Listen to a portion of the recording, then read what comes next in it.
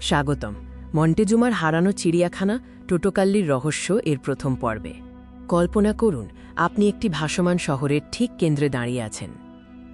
আপনার চারপাশে জ্যাগুয়ারের গর্জন আর হাজার হাজার ঈগলের চিৎকার।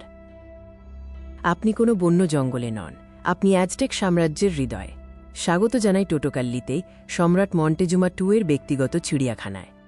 এটি আমাদের নতুন 11 পর্বের ডকুমেন্টারি সিরিজ মন্টেজুমার হারানো চিড়িয়াখানা এর প্রথম কিস্তি। এই প্রাচীন বিস্ময়কে বুঝতে আমাদের ফিরে যেতে হবে 1519 সালে, যখন স্পেনীয় বিজেতারা টেনোচটিটলানে অর্থাৎ আজকের মেক্সিকো সিটিতে প্রথম প্রবেশ করেন। তখন তারা বাকরুদ্ধ হয়ে যান। তারা এমন একটি কমপ্লেক্স আবিষ্কার করলেন যা ইউরোপের বড় বড় প্রাসাদকেও হার মানাতে পারে। এটি কেবল খাঁচার সমষ্টি ছিল না, এটি ছিল জীববিদ্যা গবেষণার জন্য একটি রাষ্ট্রীয় প্রতিষ্ঠান। এর বিশালতা এবং প্রকৌশল ছিল অবিশ্বাস্য।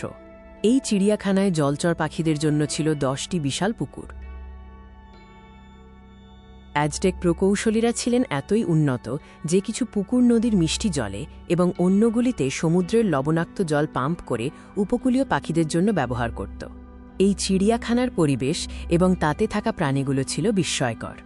বলা হয় কেবল পাখির ঘরের যত্নের জন্য 30 জন রক্ষক নিবেদিত ছিলেন। তারা সূর্যের প্রতীক গোল্ডেন ঈগল এবং কোয়েটেজেল পাখির যত্ন নিতেন, যাদের সবুজ পালক সোনার চেয়েও দামি ছিল।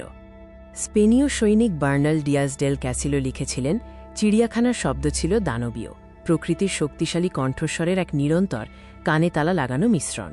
টোটোকাল্লি ছিল চরম ক্ষমতার প্রতীক। মরুভূমি, উপকূল এবং রেইনফরেস্ট থেকে প্রাণী সংগ্রহ করে মন্টেজুমা দেখিয়েছিলেন যে তিনি সমগ্র প্রাকৃতিক বিশ্বের উপর কর্তৃত্ব রাখেন। কিন্তু চিড়িয়াখানায় সবকিছুই সুন্দর ছিল না। সেখানে লুকিয়ে ছিল এক অন্ধকার দিক। সবুজ বাগানের পিছনে ছিল ভারী কাঠের রড এবং গাঢ় ছায়ার একটি অংশ। স্পেনীয়রা এটিকে পশুর ঘর বলত। পরের পর্বে আমরা সেই ভয়ঙ্কর ভবনের ভেতরে প্রবেশ করব, শিকারী প্রাণীদের দেখব এবং তাদের যে মর্মান্তিক খাবার খাওয়ানো হতো তা প্রকাশ করব। পর্ব 2 আপনি মিস করতে চাইবেন না। তাই এখনই আমাদের পেজটি ফলো করুন যাতে পরবর্তী পর্ব আপনার ফিডে চলে আসে। ইতিহাসের এই যাত্রায় যদি আপনি মজা পেয়ে থাকেন তবে অনুগ্রহ করে ভিডিওটি লাইক করুন, বন্ধুদের সাথে শেয়ার করুন এবং একটি কমেন্ট করুন। পরেরটিতে দেখা হবে।